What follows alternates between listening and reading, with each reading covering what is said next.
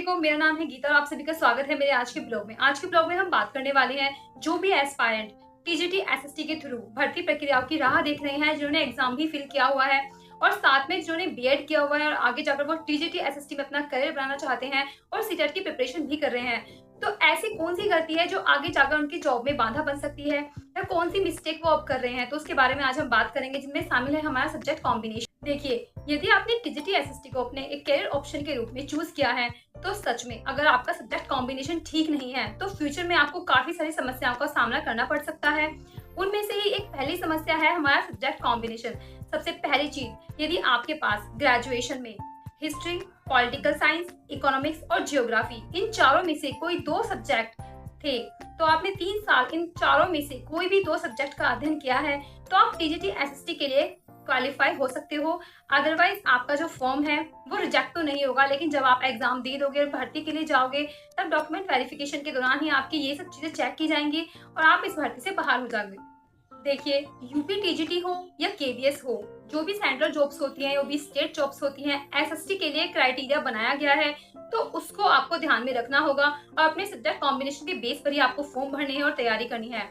यदि आपके पास ग्रेजुएशन में कोई भी इन सब्जेक्ट से जो चारों मैंने बताए हैं कोई भी दो नहीं है, सिर्फ एक ही है, तो आप अभी से अपना राह बदल लें और अभी अपने लिए फ्यूचर के लिए अलग रास्ते चुन लें। अदरवाइज आप अपना समय ही यहाँ व्यर्थ करेंगे। कुछ एस्पायरेंट्स तो ऐसे भी हैं जिन्होंने सीटेट का फॉर्म फिल किया है, वो भी एसएसटी से, तो अब उनका पेपर भी है, लेकिन क्या आप जानते हैं कि आपका सब्जेक्ट कॉम्बिनेशन कितना सही बैठता है इसके लिए?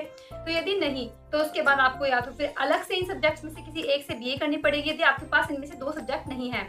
लेकिन यदि आपके पास अगर कोई सब्जेक्ट है तो अभी आप अपने करियर को गति दे सकते हैं। जैसे यदि आपके पास पॉलिटिकल साइंस, हिंदी और होम साइंस था तो इनमें से आप अपना जो फॉर्म है वो हिंदी के लिए भर सकते हैं सीटेट में।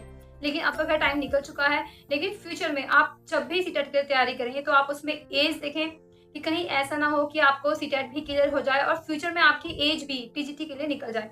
तो इसलिए ऐसा सब्जेक्ट चूज करें जो आपको बेनिफिशियल हो।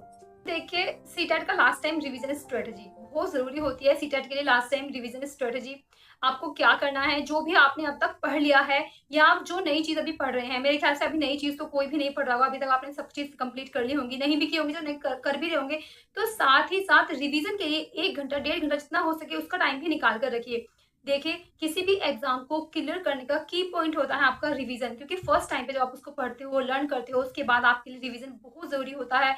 तो सभी सीटेट एस्पायरेंट्स के लिए मैं कहना चाहूंगी, यदि आप चाहें तो पढ़ते पढ़ते उस चीज को रिकॉर्ड कर लें। यदि आप हाउसवाइफ हैं, खाना बना रही हैं, तो आप उस चीज को रिकॉर्ड करके अपने पास रखें और उसको खाना बनाते समय सुन लें, कोई भी काम करते वक्त सुन लें, या फिर अपने दिमाग में ही उस चीज को बार बार दोहराएं, एक मैपिंग बनाकर मैपिंग के थ्रू उसको रिवाइज करें जो आपने पढ़ लिया है। मतलब पढ़ने में टाइम लगता है, शुरुआत में याद करने में समय लगता है, लेकिन जब रिवीजन का टाइम आता है तो रिवीजन आप बहुत क्विकली कर लेते हो क्योंकि आपको फैक्ट्स लर्न हो जाते हैं ऑलरेडी।